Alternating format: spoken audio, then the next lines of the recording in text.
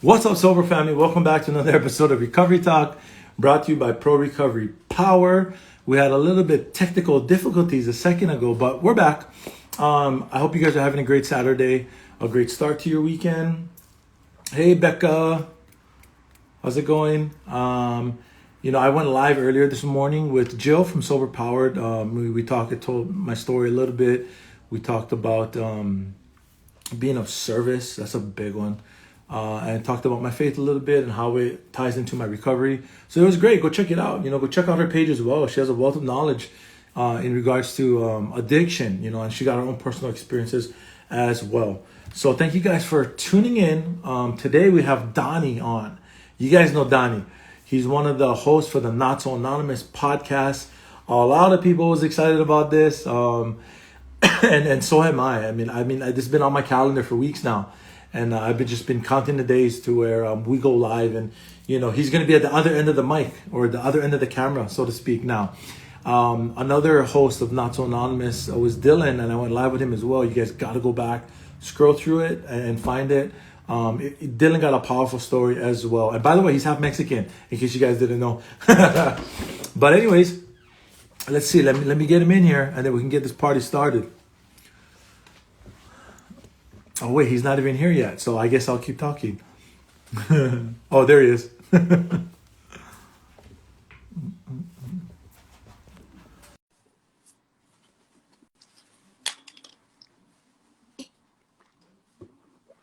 Yep, Dylan's half Mexican. Go back in and watch that episode with me and him. There he is. Yo, what's up, man? What's up? Oh, what's up, bro? How are you? How's it going? How's it going? Good. It's going good, man. Going good. All right. Yeah, man. It must feel weird being on that side of the screen, huh? I mean, it's either side of the screen. I'm still on the screen, right? Yeah, That's good, man. Yeah, it was so funny, man. When you popped up on my Facebook, and I was like, I remember commenting. I was like, bro, you look like George St. Pierre in this picture. Like you look like him now. Now that I've seen you again and stuff, man, you look a lot like him. Yeah, I've been told that before. I appreciate it. It's Yeah, a compliment for sure. now you know who you can be for Halloween, man, this year. Yeah, right. Just show Yeah, up. yeah. But thanks, bro. Thanks for agreeing to do this. Thanks for being here and sharing your story of hope. You guys doing the same thing I'm doing, and you guys know there's a lot of people out there that's sick and suffering. Hey, Jill. Yeah, even Jill said GSP. And there's a lot of people out there struggling. A lot of people need help. And if these people were anything like me, like I didn't know. I thought, man, I'm gonna live my life like this forever. Like there was no solution. There was no way out. It was just I accepted, man, this is how my life is, and that's it. I'm gonna die from it, or I'll die with it, whatever. Didn't know that there was a solution out there. And like for us guys, like in a community of sobriety and recovery, like we already know that we know recovery is possible, but then there's the people that like are at our arm's length, like they have no idea that they can get sober and they can stay sober. Like nobody's ever told them that. So yeah, I appreciate what you guys do, man. You guys podcast is awesome. I actually watch a lot of I watch it on YouTube, because I can see you guys too. Yeah, that's what you told me before. Yeah. And we haven't put all of our episodes on there because it's just hard editing and everything with the video and audio. But yeah, I appreciate you supporting it, man. It's awesome. And I appreciate this opportunity to share a little bit about my story, man. It's amazing that we can collaborate from all different parts of the world and share our stories of experience, strength, and hope together. And right, exactly, man. I remember when I went live with Dylan, I was like, hey bro, what time is it there? He's like, we're at the same time. I was like, oh, okay. Yeah. So yeah, that's cool. But before we get started, bro, I just want to ask you a few questions. The first one is, how long have you been sober? On the 18th, it'll be, I think, 2.5 years. Yeah. Oh, okay. All right. Congratulations. Yeah. And I'm turning 30 on the 24th. Oh, so, yeah? Yeah. Oh, yeah. Right. Oh, the 3-0, bro. Yeah, oh, the big right on. 30-30, right? Yeah. And where are you from? Originally, I'm from Youngstown, Ohio. Okay. But now I live in Buckeye, Arizona. Okay. All right. Mm-hmm. And then next, the last question is, what was your choice in drink and or drug? more of everything, man. Yeah, yeah, yeah. Whatever it was, but towards the end, what brought me to my knees was the fentanyl and the crack and the meth. Yeah. It was all, Yeah. it They was worked as a all. team, huh? They worked as a team to bring you down. Well, I was trying to get that level, comfortably numb feeling, right? Yeah. Being that mad scientist. Yeah. Oh yeah, the mad scientist for sure. The doctor. Yeah, yeah, doctor. Yes, sir. Oh, right on, bro. So, real quick, I'll talk about Pro Recovery Power for a sec. A lot of you guys know that we are turning into a nonprofit. The paperwork has already been submitted. It's just, takes forever. It's very tedious and everything. But we thank you guys for your support. We also host recovery meetings through Zoom every Wednesday night at 7 p.m. Pacific Standard Time. You guys can reach out to me or check on our feed. It's posted there on the time and everything, and then the passcode and the ID number and everything like that. As you guys know, we go live with other addicts and alcoholics, telling their stories, inspire hope. If you guys have a story to tell, please reach out to me. I would love to make that happen. And lastly, if you guys would be so kind, go to our website, prorecoverypower.com. On the bottom right-hand corner, if you're on your computer or laptop, it'll say questionnaire. If you're on your phone, it's like a little circle with a pencil in it. If you guys can click on that, it's a few questions to fill it out. It'll really help us to measure our success and track everything. But most importantly, it'll help us see how we can improve, and it'll ultimately move the vision forward for Pro Recovery Power. So thank you guys so much for that. Now, without further ado, I'll give you the floor to tell us your story, bro. Right on, man. I appreciate it, and I appreciate what you're doing. The Yeah, nonprofit. It's yeah. amazing. Thank But you. yeah, man. I guess I'm gonna try to explain my experience, strength, and hope with words, right? And try to Yeah, convey a message as best as yeah. possible. But it is what it is. Hmm. I let God guide my thoughts and my words, and whatever comes out, right? So Absolutely, absolutely. so I guess I could start from the beginning, man. Is I was addicted to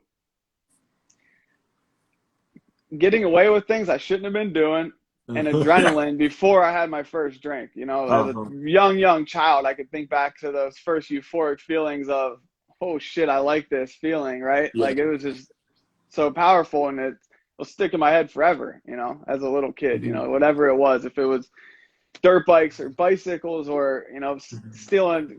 catching cigarette butts from my family, my parents and their friends throwing cigarette butts out at like 6 7 years old, and I'm picking them up and hitting them, right? Yeah. Like those are my first memories of like that euphoric feeling of some kind of chemical hitting my body and Hmm. stimulating me. And I have family and stuff, friends watching this right now, and I'm extremely blessed and grateful for the childhood and the life that that I've been blessed with, right? Hmm. Um, a lot of lessons, growing up, childhood. I was exposed to maybe a lot of inappropriate things that I shouldn't have been exposed to, but it shaped me to who I am today. So I'm grateful for those experiences and traumas. But a lot of times, as addicts and alcoholics, I feel like I let trauma block out all the good things that happened too, because Yeah. those were so impactful for me. So, there's trauma, but there's also such amazing experiences. I had a lot of people in my life that were doing great things, and then others that, were in that stuck in the grips of addiction without them knowing. And I didn't know anything about sobriety, recovery, anything like that growing up. I was like a lot of people said AA is for quitters, and Hmm. get a DUI, you join the club, right? Like it was okay. It was like acceptable in my world, right? My normal. Um, my first drink was probably 9 years old, and it was, I didn't start really getting into, the weed, the drinking till I was about 12, 13, and it progressed, right? It was just a big party, man. It was like work hard, party even harder. First jobs were young kid, 12, 13, and I had to work to pay for, the fun times that I Yeah. wanted to have. And by the time I was 15, I was growing weed. I was, selling drugs. I was surrounded by family businesses, so I had this like entrepreneur mindset. Like I know how to do this. I'm gonna be rich, right? I'm gonna make a killing, selling drugs. How delusional, right? And so it progressed, man. One thing leads to another. They say it's a gateway, And Yeah. once I had that euphoric feeling, I was chasing it, right? And I can't say when or where or how, or I know how, but I can't say when or where, like I really crossed that line. But I had some charges as a young kid, small town. I got slaps on the wrist a lot of times, and Mm-hmm. that kept my addiction going. And I thought I was someone, right? I thought I was I thought I was a bad, oh, yeah, fuck yeah, I did this. I drank this much. I did this many drugs. I grew all this weed, like delusional world that I lived in. But, Yeah. and I didn't know that until, I got sober and realized like that shit wasn't normal at all. And by the time, I was 18, somehow I made it through high school. I always worked, right? I had a work ethic and just, yeah, always worked, man. I had a lot of family that were addicts and alcoholics, but they maintained at a certain level until they got so unmanageable that, it destroyed a lot of people's lives, that were close to me. And I witnessed this, and I said that I would never do that, right? I was like, I'll never fucking be like them. I'll never do that. But I ended up doing the exact same things because my subconscious mind does what I see, right? It's not, Yeah. it's hard, like I say one thing, but my mind is seeing something else. So it manifests into it, and like I said, but I'm grateful that I went down the path that I did because I gained a lot of experience from it. 18, I got my first DUI. Really got into, like I said, I was selling opiates, a lot of pain pills, and my nickname was Dr. Don. Literally, that was Dr. Don. yeah, seriously, that was my nickname. People called that to me because I had, every kind of drug, whatever. If I wanted to feel this way, I'd do this. I wanted to feel that way, I'd do that. And once again, delusional and Yeah.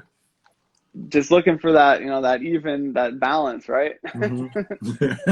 So it progressed at a really fast rate once relationships ended because of my addiction. That emotional pain that I drank and drug and get fucked up over, it's always the emotional pain, right?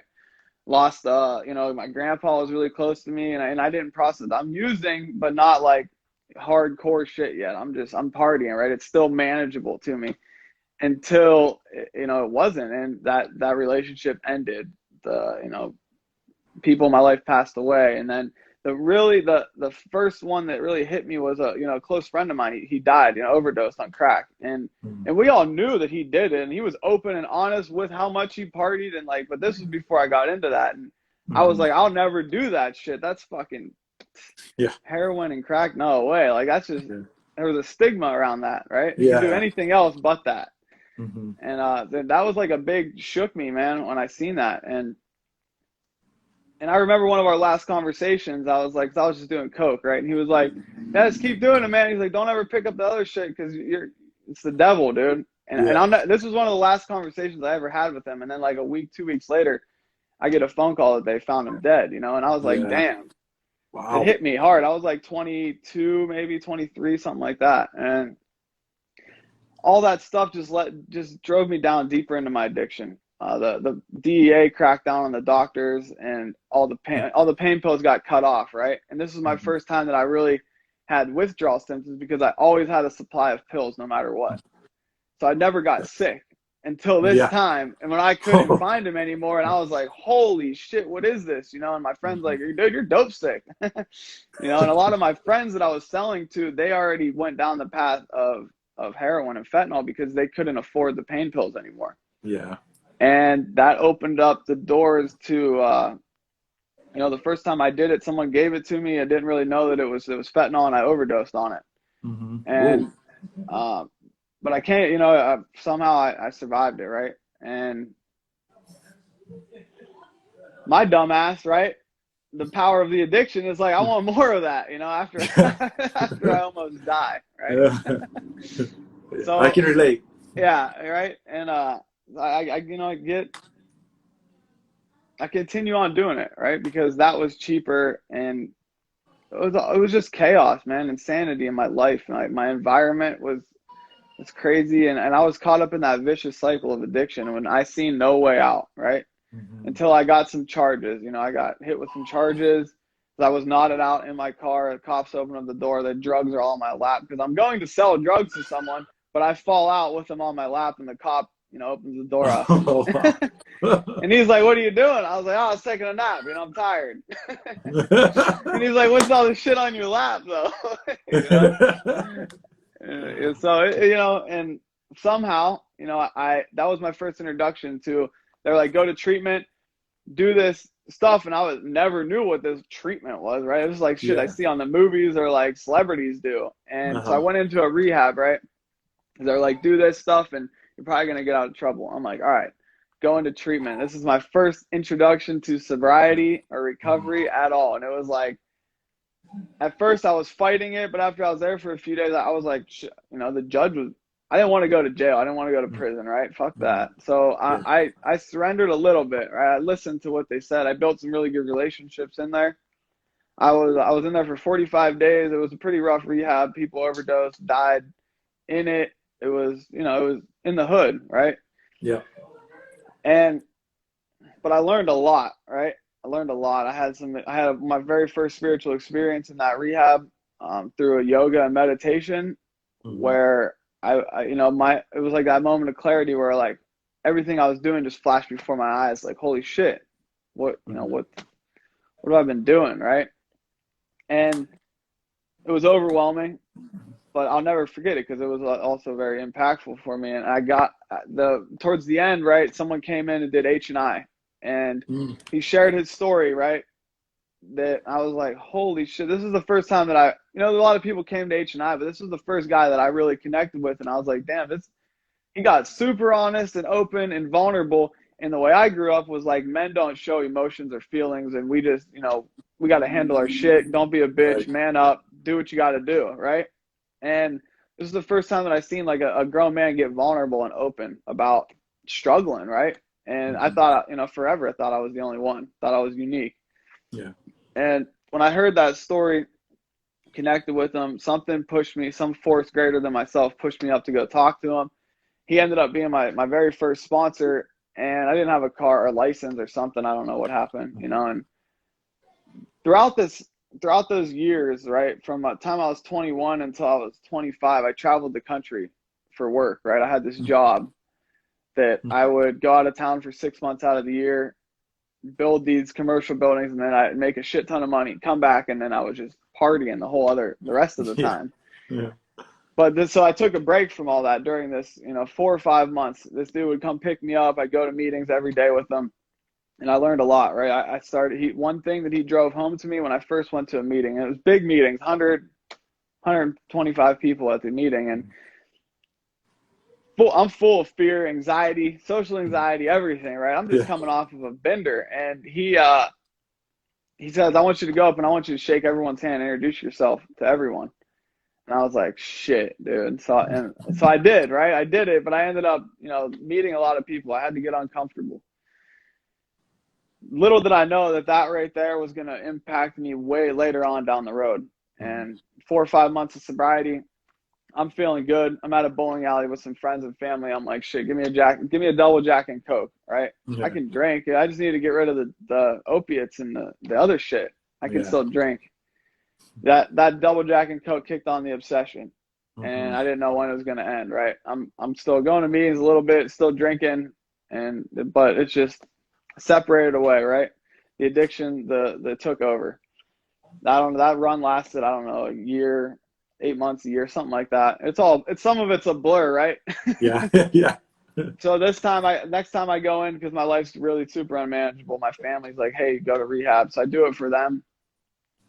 I had the opportunity to, and I always worked, right? So I always had money or I was selling drugs, like whatever to maintain my addiction. And I realized that I can't be sober and live a dirty life still. Like, I couldn't be sober and try to sell drugs to make money. Like, that just doesn't work, right? Yeah.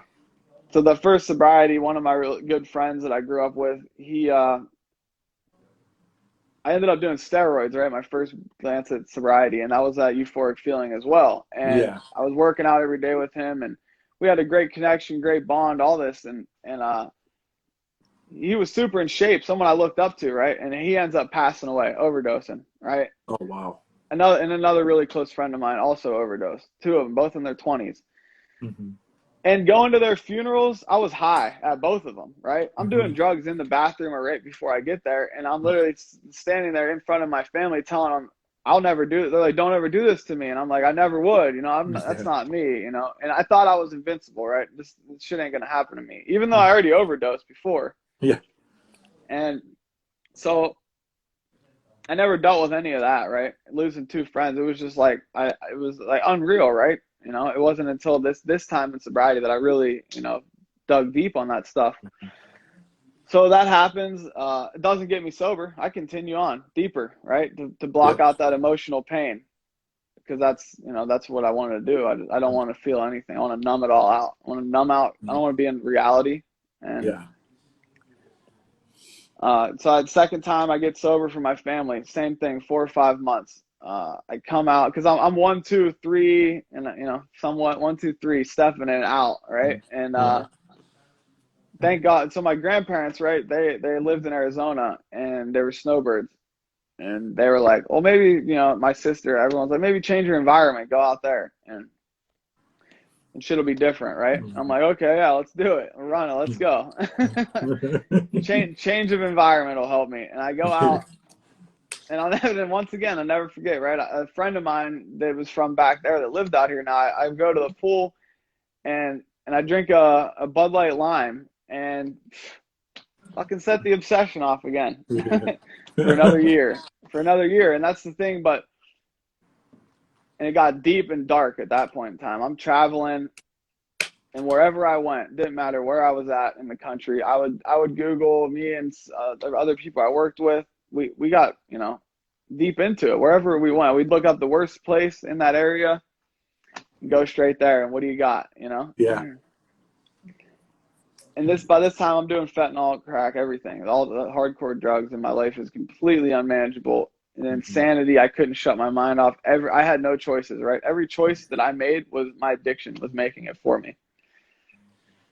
Got to the point where I'm, I left, I went back traveling, right? I ended up back in Ohio, and it gets dark. I'm in my room. I have no friends left. I have no one even to party with. No one even wants to party with me anymore because I'm at that level, They were setting boundaries on me. Yeah. Like, this dude's crazy, right? And I'm in my room for days at a time, right? Blacked out windows, just going hardcore. And that I didn't think there was a way out. I would do drugs and hope I didn't wake up. But for some reason, I did. I woke up, always. And it got to the point where I had a gun. I had a gun to my head. I was like, I'm done. This is it. The only way out that I see is killing myself, because I couldn't go on living the way I was living. And that was the first time, one of those moments of clarity that was like that. Those images of my first time I got sober, the smile, the feeling of the happiness that I had, that brief period, that flashed across my mind. I was like, I know what I need to do, right? There is a way out. Yeah. So I called. This was the first time I really called and asked for help.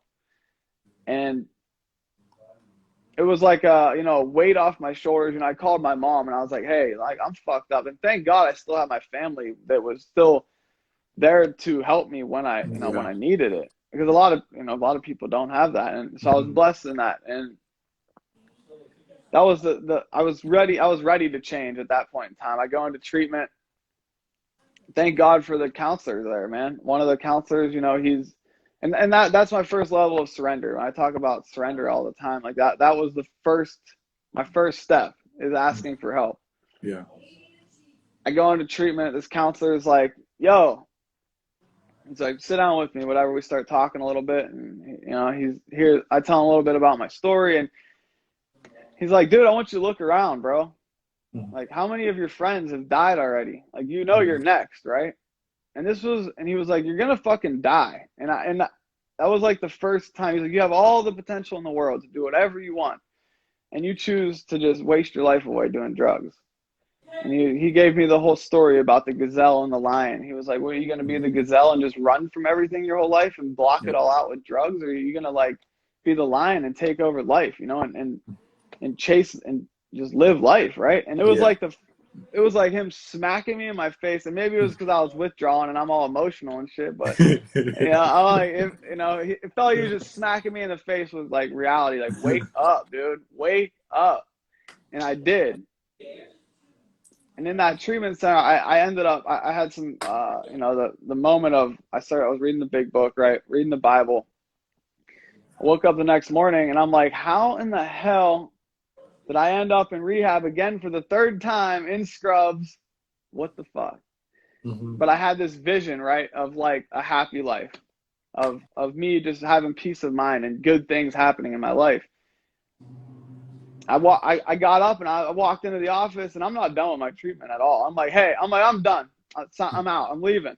And they were like, and so my very first sponsor, right, he works at the treatment center. He's in the office, right? You want to talk about God shots, dude. He's there, and he's like, he's like, dude, look at your track record, man. You're not gonna make it, dude. Like, you think you got this? And I was like, dude, I'm done, man, for real.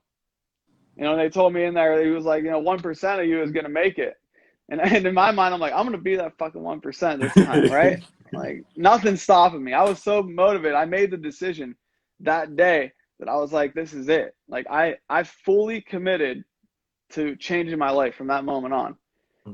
And that started the journey of recovery that I've been on. Like, that was my next level of surrender, is when I was like, these people got something, right? Yeah. They're sober, they're happy. I'm going with it, and I left early. I went straight to a meeting because I knew what I had to do. Went straight to a meeting, and I stayed in meetings. I stayed connected with other sober people. My sister's like, hey, why don't you go back out to Arizona? And I had this vision of what I wanted to do, business and changing my life. And so thank God she bought me a plane ticket. I came back out here, and those seeds planted, right? I'm out here. I'm humble myself. I'm gonna live with my grandparents, and thank God for them. My grandma was in the program. She had 13 years of sobriety. She was like, this was the first time that they all seen that I was really trying to help myself, and they were more willing to help me. It's the whole, and I'm grateful for that forever. It's the whole thing. If you see someone on the side of the road with their hand up, their car's broken down, and they're like asking for help, you're not really going to stop. But if someone's pushing their own car, you're going to fucking stop and help them push their car. Right. When you see someone helping themselves, you're more willing to help them. And that's what my family did. And super blessed for that. So the seeds planted, right, for my very first time of recovery. I come out here, I know absolutely no one other than some people that I worked with and got fucked up with when I relapsed out here.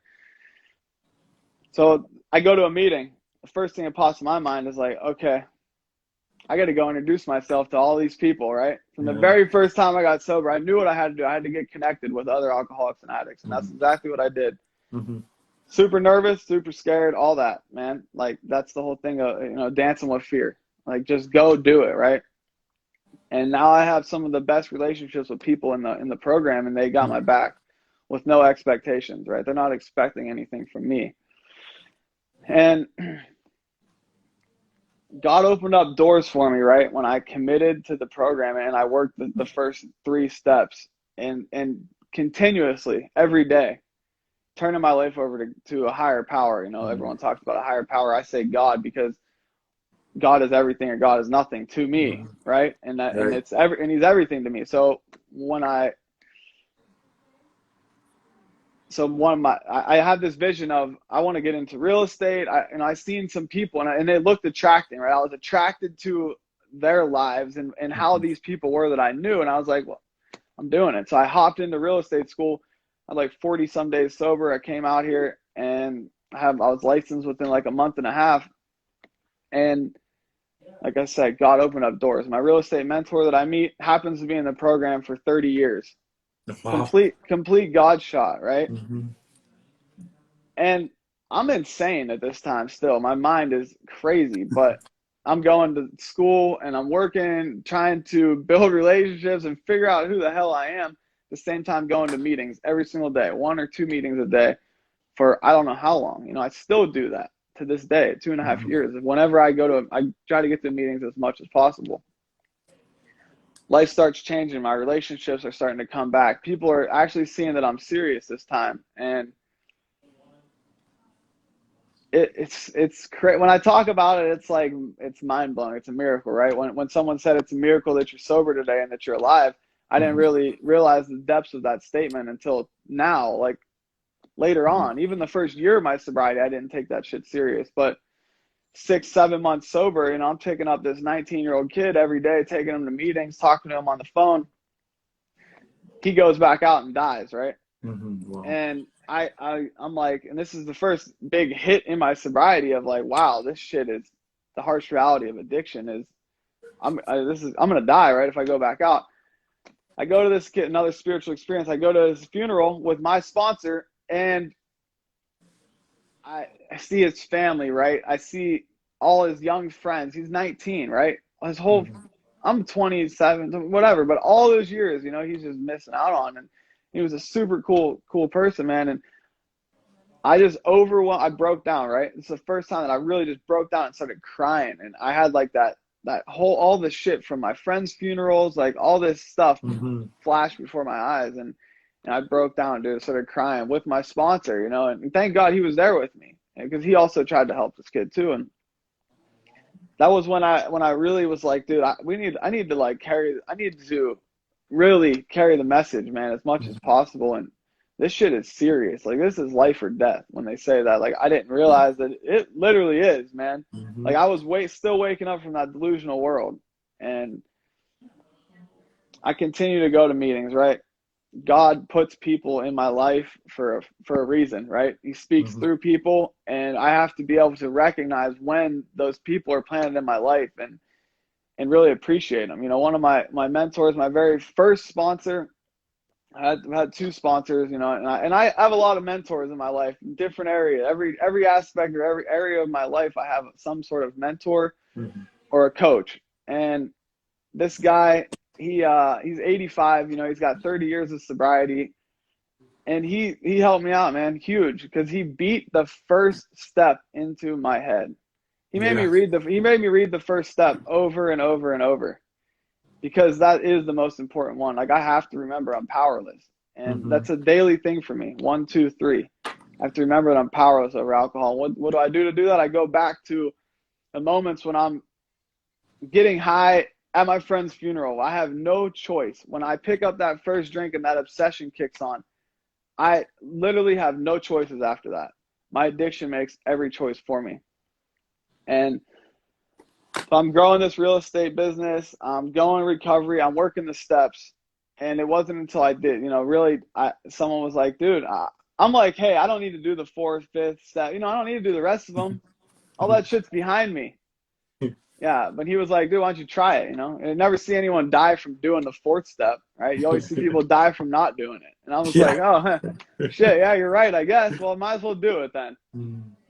And this is when another level of surrender. I completely gave myself to this simple program. And I did what others were saying to do. And my life is completely changed, man. And my family trusts me. My clients trust me.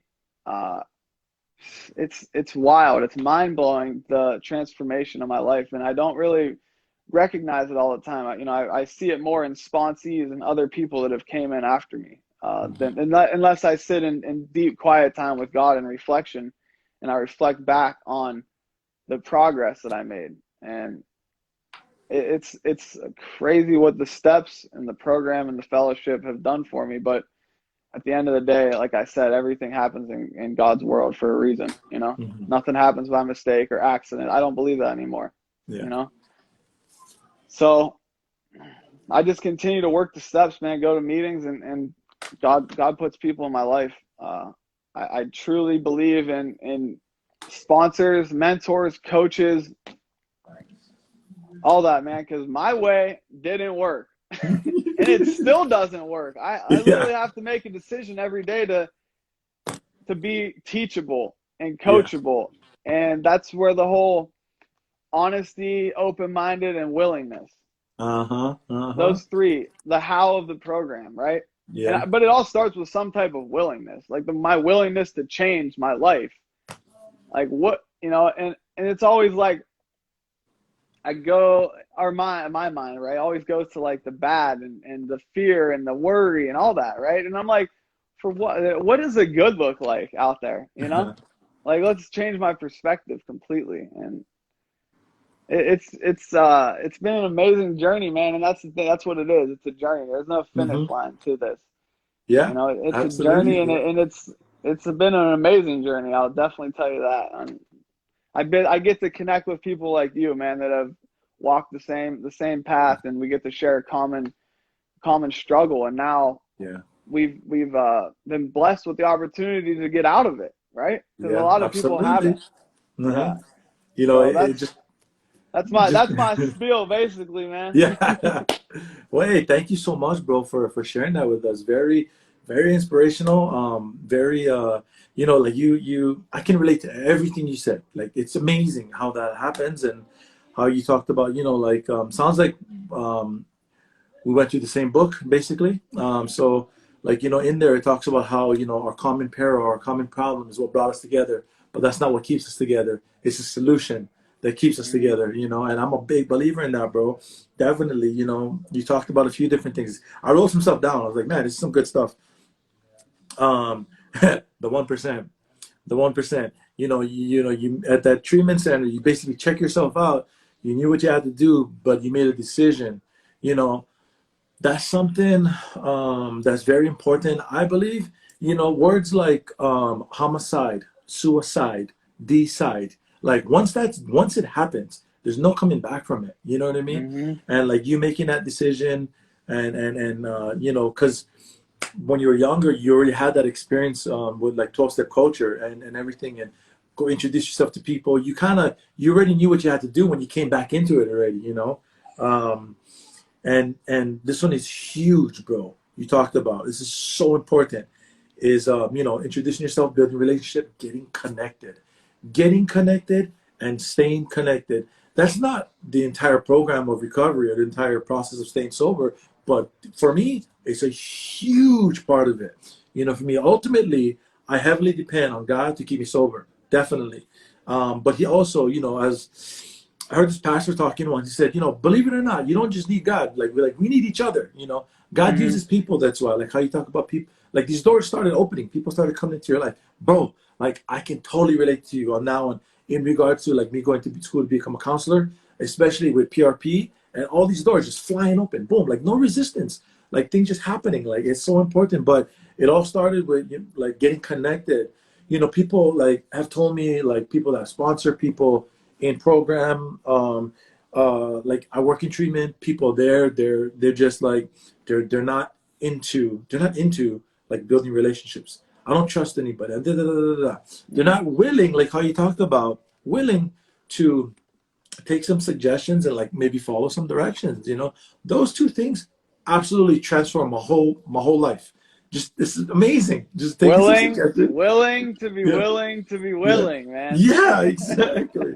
You know, but that's huge, man. Like, you know, staying in the middle of the herd. They talk about that. I heard people talk about that. You know, it's hard to Yeah. fall off the cliff when you're in the middle. You know what I Yeah, mean? it is, And like, man. I get that. I understand that. I know people that died. I've dated a girl that died early on in recovery. They told me not to, but you know, I'm very defiant. So I was like, Mhm. okay, but I did it anyway. You know, and she ended up dying. We lost contact. Like 2 months later, she died. She had a heart attack. Her little heart Mm. couldn't take it anymore.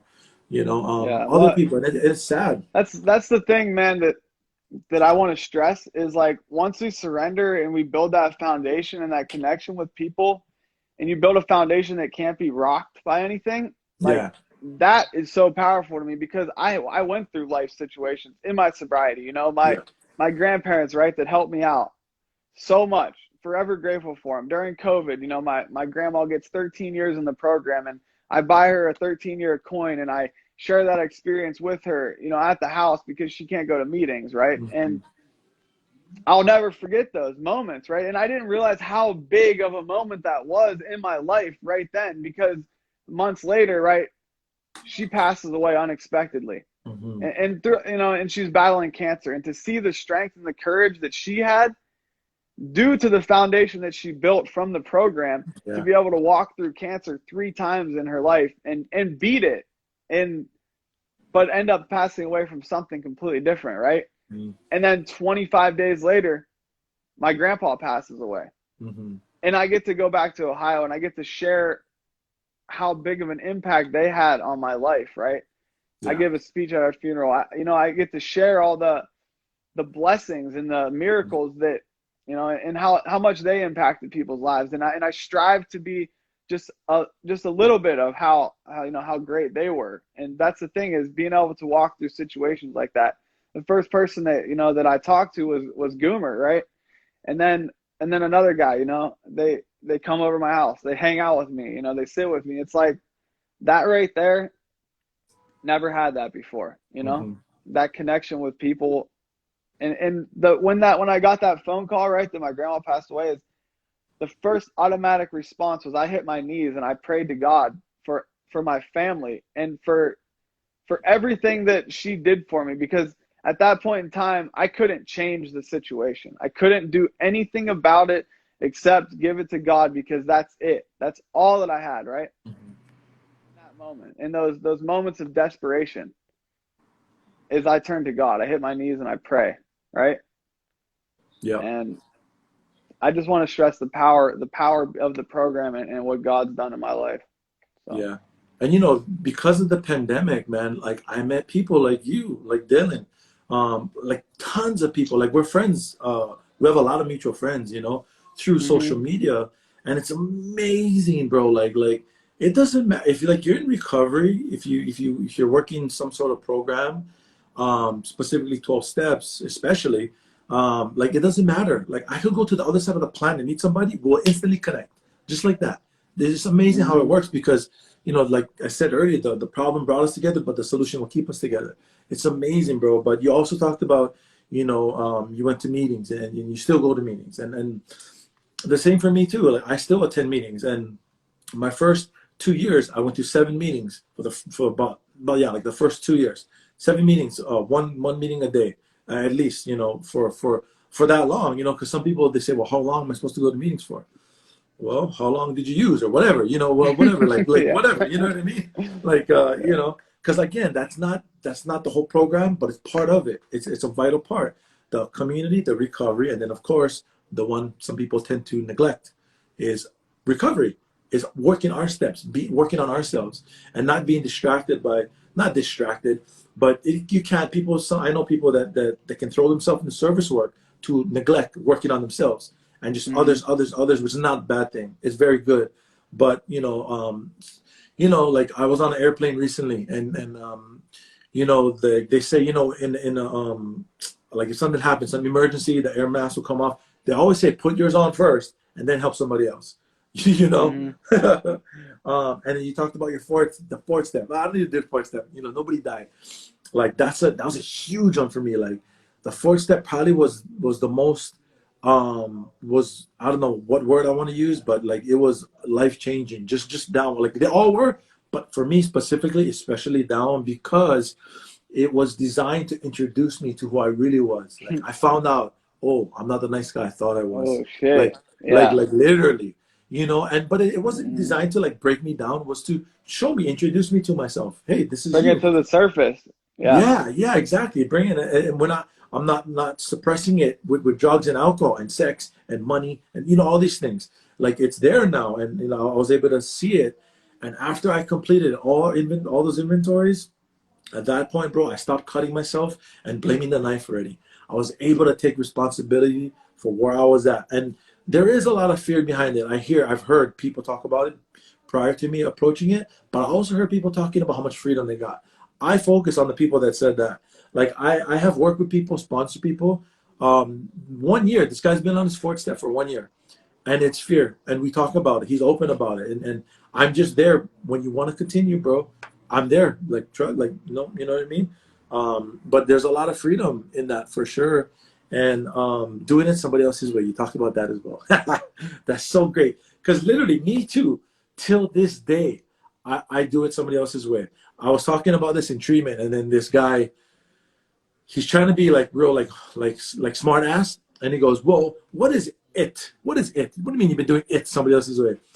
So I really had to break it down. Like us, we understand that. I was like, bro, I literally do everything somebody else's way, like to how I treat people, to how I work my program, to how I think, to everything. Like it's even to today, like I adopted a way of thinking that somebody else like suggested to me, and I just Hmm. basically adopted it. It didn't originate in my mind though, so I had to do it somebody else's way. Because bro, my way was not working for 20 years. I proved to myself it absolutely does not work your way, bro. So maybe try and do it somebody else's way. And then I Hmm. learned about those three essentials: honesty, willingness, and open-mindedness, bro. You know, it's indispensable, meaning it's absolutely necessary in order to recover. So I got that one, bro. But thank you so much, man. I got to know you more on a personal level now, you know, which is great. So now we can get into the questions. I've been waiting for this part, this first question, bro. So here we let's, go. let's Here we let's go. do it. Okay. How did the Not So Anonymous podcast crew meet? Hmm. It's all God, bro. Nah, so like I said, I was in the program. Like I was the first one in the fellowship, you know, and I'm gonna try to describe this, right? It's crazy to me. It's literally crazy to think how God's always working behind the scenes, you know, what say it was shaping us through all these different experiences and locations and completely different paths, right?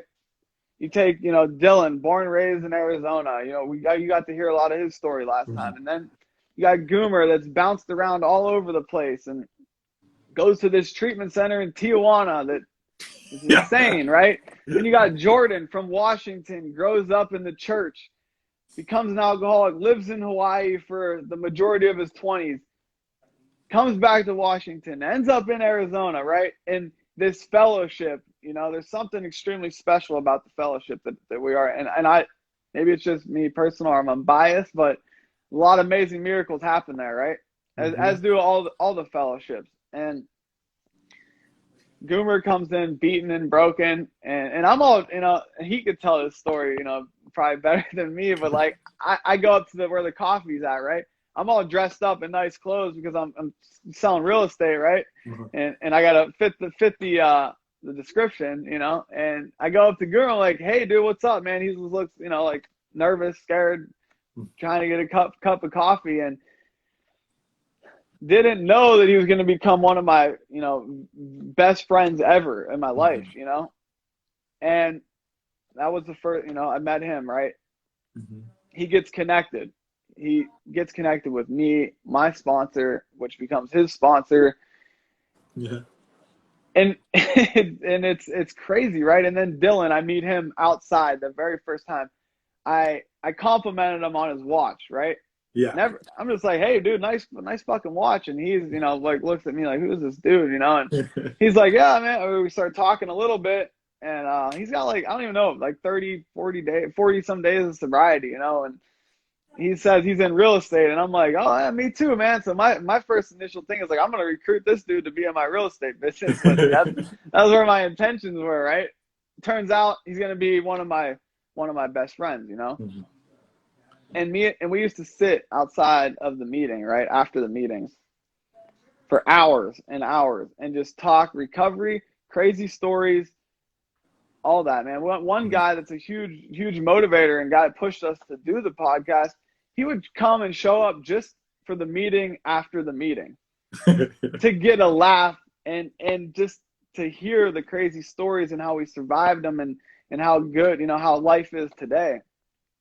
We're sitting there always, you know, and then by this time, you know, we're getting a little more sobriety. We're all working the steps. We're doing that, and then me, you know, Jordan shows up, right? Comes in, guns blazing, got it all figured out. You know, grateful, right? That was like the final piece to the puzzle, right?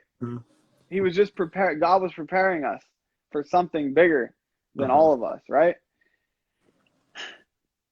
And me and Dylan are sitting in his garage one night and we're just chopping it up, talking recovery. And I had this vision before I met them of like doing something big. Like I wanted to call it, you know, a big platform, right? For Yeah. all people in recovery, no matter what it was. And I just had this crazy vision, right? Anyway, I'm overwhelmed with the thought of like, I need to carry this message more. I need to get it out there. And at this time, I'm listening to a lot of mindset, motivation, personal growth, business coach. That's just sharing. You know, he has a podcast, right? One of the guys that's been super impactful in my life and my sobriety. Forever grateful for him and what he does. And in my mind, I'm like, dude, we need to just do a podcast, bro. And Dylan's like, dude, fuck yeah, we do. Like, let's do it. And then Goomer had no choice, you know. We were like, you're coming with us, you know. And then Jordan showed up, right? He had all this experience in the church, editing videos, editing audio, all that stuff, right? Preparing him years in advance. And to bring him right there, and he's the one that came up with the name to the podcast, right? We're sitting out back. I'll never forget the moments, right? When these moments happen, and he's like, well, you know, we had a couple different names we were kicking around, but nothing hit. And then he said that, and we were like, fuck, boom. And you know, and this all it started was with one little vision and that willingness, and then the action behind it. We took action. And we got down to, we just started opening up on the mic, and that's where I'm just like, how, you know, all these pieces of puzzle, like, you know, God was just moving us around like some chess pieces, and now you know, we have this relationship and this bond that is so great, and this has given me a purpose, right? And I get a lot of satisfaction out of doing this and carrying the message of hope, because I don't want people to die, you know, if they don't have to, right? And this is bigger than, you know, like you share, like this right here is going to reach people, and it's bigger than me. It's bigger than my fear. It's bigger than my emotions and my feelings, like all that. And that's where I just try to stay behind that, man. And it's a blessing, dude, that we all got put together, right? Yeah. And honestly, all of that, you guys are blessing all of us with it too, man. You know, because it's a dope podcast, bro. Like, I mean, it's a lot of good, like, you know, you guys talking like with substance. It's not just a bunch of guys getting together and just hanging out. You know what I mean? It kind of almost seems like that vibe, you know, but you guys do talk with some substance. You guys are super funny, bro. You guys are hilarious, man. I appreciate that, man. You know, Thank you. So great. Like I was talking to you earlier about, you know, how I like to watch you guys, the YouTube ones, because I like to watch it too. I mean, I've listened to the podcast as well, but I like to watch it. And you might have missed this in the comments. I know this has been happening a lot. But you probably don't know this, Donny, but you're going to be marrying Haley one day. Oh, Haley shit, said you guys dude. are going to get married. Oh, that's funny. All right, we'll see where it goes, huh? Yeah. I mean, like, honestly, when you were sharing your story, bro, I was having a hard time not laughing because, like, Dylan is on there and, like, somebody else, Bree, then that's when I'm listening. Like, it's just hilarious. All the emojis they're putting up, man. Yeah, it's good, man. Yeah, I love it. Yeah. So, Donny, next question is, how has recovery helped you in other areas of your life?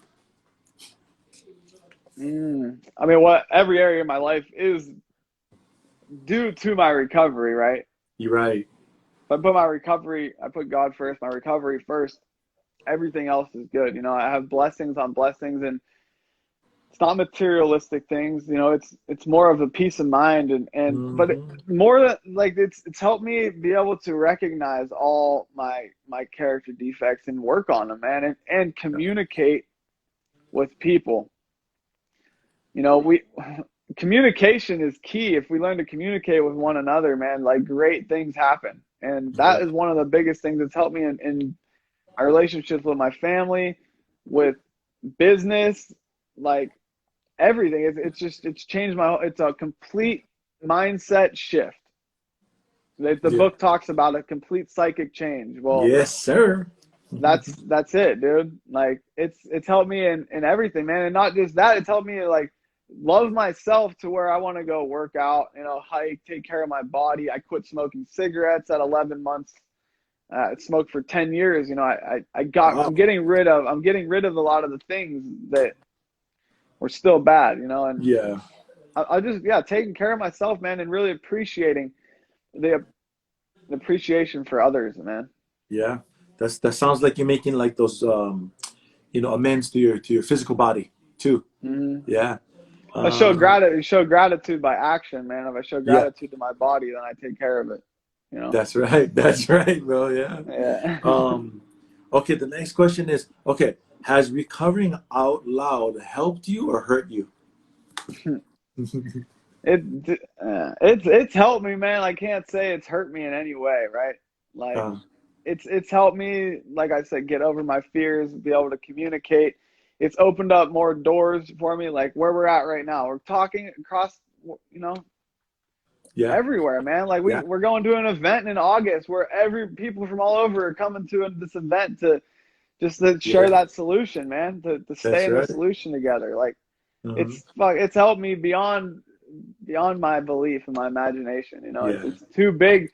It's too big to explain. You know, it's Hmm. I've even recovered. You know, I mentor the high school kids at the Hmm. church now. Like, come on, there's like 85 kids. I go on mission trips with them. I build All houses right. in Mexico for people that are less fortunate. We build houses with them. You know, and that right there is.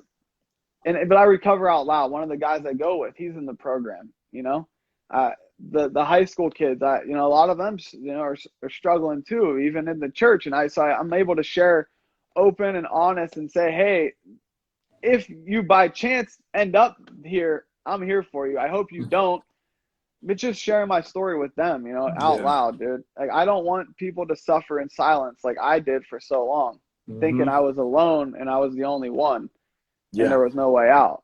So the Hmm. louder I am, right? The Hmm. louder I am, the more open I am. I'm hoping that I can shine like the lighthouse maybe in other people's lives and they're attracted to it. Yeah. Um, because that's what it's about, dude, attraction rather than, Yeah. we're promoting it right now, but you know, it's more about the attraction for me. Yeah, yeah. I know 12-step culture, it's about attraction versus promotion. But Mm-hmm. outside of it, I mean, that's their thing. Like I literally promote pro recovery power. You know what I mean? Mm-hmm. Like, because I'm not 12-step, I have nothing to do with 12 steps, technically, Mm-hmm. you know. But yeah, I understand what you're saying, bro. And I get that too. Me too. I don't, how do you recover in silence? Like, I cannot do that. I don't do that. You know, I do it very loudly, you know. Yeah, I respect and understand other people. They may not do it like me, but they got the same desires and everything. They're just not. And some people, it could be because of their career. They got to remain anonymous because they find out they're an addict or whatever. They can, lose their job. And of course, the job not going to say because of that, they'll make up some other excuse or whatever. And I get that stuff. I get that stuff. But I mean, I work in this field. My whole life is about recovery. Like, you guys mm-hmm. go check me out. Go look up anything you want about me. I gave all my secrets away already. So I That's a have no very problem with it. freeing. It's a very Yes. freeing Oh my feeling when you gosh. just put everything out there. It's like, Yeah. what do you got? You know, what's Yeah, I next? know. Yeah, man, so free, man. But I love that. I mean, I will recover out loud to the day I die, for Hmm. sure. Even while I'm not here, man, PRP will continue on, even with my son.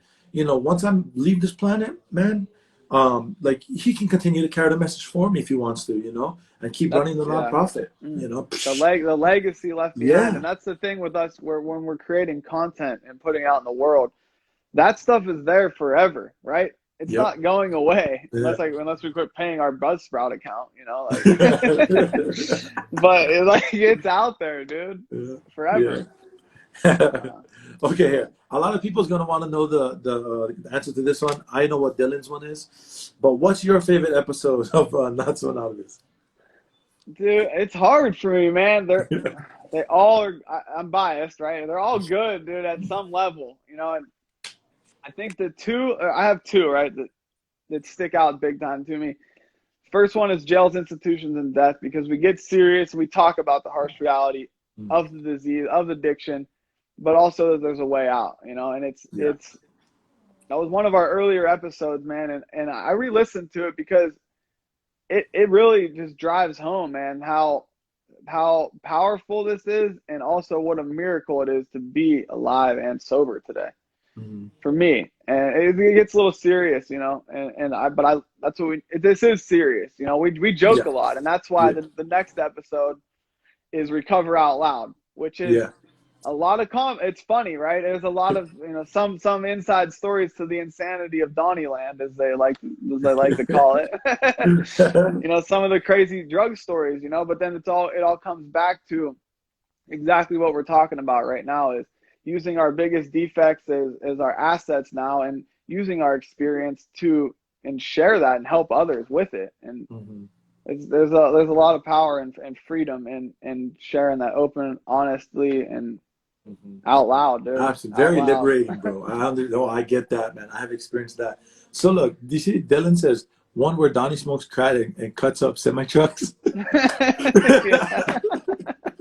Yeah, there's some funny stories, man. Like yeah, those 2 episodes, man. If you get a chance, I recommend checking them out. It's amazing. Yeah. Okay. Okay. We're winding down now. Next one is what's one of your best pieces of advice you have been given in recovery? Oh man, there's a lot. There's a lot. Yeah. Yeah. Yeah. The biggest thing I think is just keeping an attitude of gratitude, Mm-hmm. no matter what, right? And I think it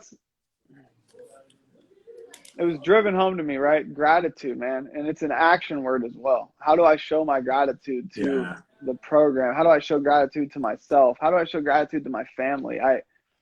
I get into action. I call people. I say, hey, man, I appreciate you. I love you.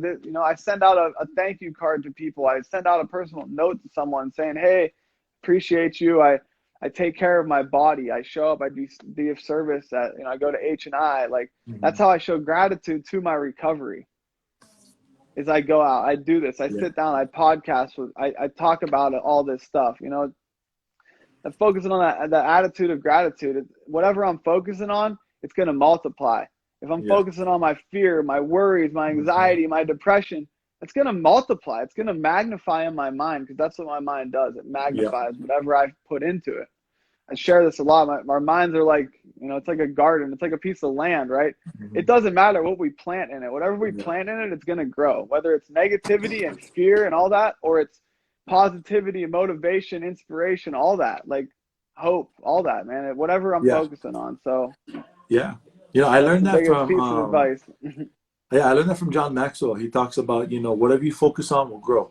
So Mm-hmm. yeah, it's amazing. But earlier in the last question, you mentioned about, August 21st.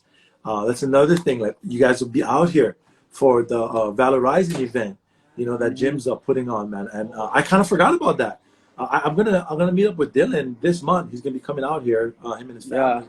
But it's gonna be so dope to see all you guys come out there. We're all gonna have our own booths there. It's gonna be Yeah. so much fun, man. It is. I can't Yeah. wait for this, bro. But this is the last question I want to ask you. So, what would you say to somebody to encourage them that's like sick and suffering right now, so, like the newcomer or anybody trying to get sober? Man, where do I start? Well, what would I say to them, man? It's possible, right? There is a way out. Try to, as hard as you can, look at the good, man. Like vision that life. It may be hard to look at the good that's going to come out of sobriety, because you've never seen it before. So reach out, ask for help. Like, that is it. Ask for help is the biggest thing, and that's the first step, is asking for help and surrendering. Yeah. So, and don't quit trying, right? Don't fucking give up. Like, Yeah. you take my story, for example. I had those times of sobriety, and then I went back out, and thank God, all I needed was the desire to stop, to show back up in the rooms, right? That's all it takes, is a desire, a small desire, and the willingness to change. Next thing you know, you kick the door open, you walk into it, and the rest is, the rest is there for anyone. It's possible for anyone. If you listen enough stories, time and time again, prove that sobriety, recovery works for anyone just as well as addiction takes a hold of anyone. It doesn't matter who you are. Recovery is there for anyone as well, whether you decide and make that decision to do it. Yeah. So reach Hey, out, man. ask for help. That's awesome. I'm really grateful, man, to you for being here, man. This is a very powerful episode, man, that we got. Like, oh, I can't wait for other people to watch this, that wasn't here live with us. That attitude of gratitude, bro, absolutely. Like, something I've learned is that it seems like our attitudes may be a personal issue, but it's never a private one, because it affects everybody else around us. It's something that's in us, but it's something that everybody sees. What I mean? We cannot hide that, that kind of stuff. But hey, bro, I appreciate you, and I look forward to seeing you, man, next month. It's almost literally like a month away, almost. You know, it's the Yeah, almost 17th. exactly, man. Yeah. So And I, man, I a lot of us. appreciate you, man. I Yeah. appreciate you giving me the opportunity to share a little bit about myself, my story, and experience, strength, and hope. Appreciate everyone that's listening. That listen to my shit for an hour, and but no, grateful for everyone, man. That means a lot for people to time. Our time is very precious, and for someone to take Yeah. time out of their day to listen to us is it's a miracle too, man. And that's why I appreciate you, allowing me to do this. Yeah. Thank you so much, man. I'll be in touch with you though. Yes, sir. Have a good day, Okay. bro. Hey, Peace. I know you guys are filming too, right after this. So Yeah, we're tell all the about to guys I said record what's right up. now. I will, dude. Thank you. Okay, bro. Adios. Okay. Hello.